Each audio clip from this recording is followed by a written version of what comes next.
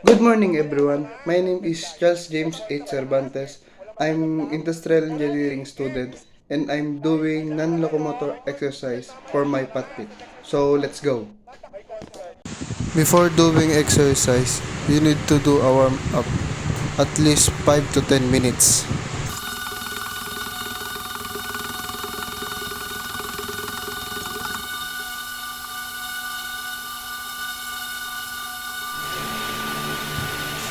First exercise. Stand with one foot forward and the other foot extended behind you. Bend both knees, lower your back knee toward the ground. Hold your position for 20 to 30 seconds each leg.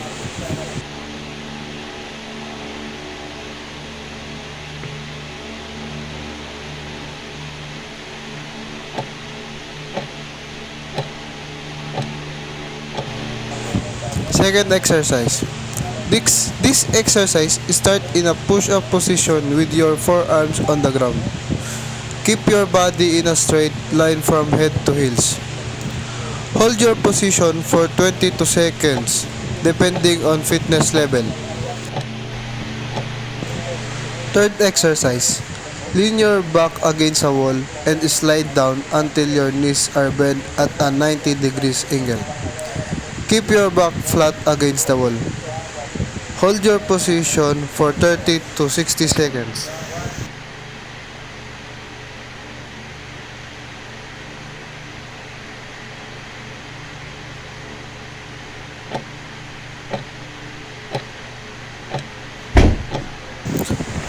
This exercise, stand with your feet hip width apart.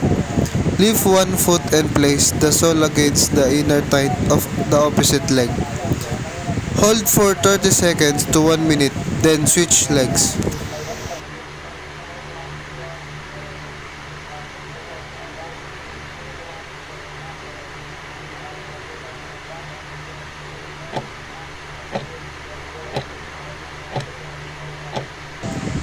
The last exercise. Stand on one foot with the other foot slightly off the ground. Try to maintain your balance for 30 seconds on each foot.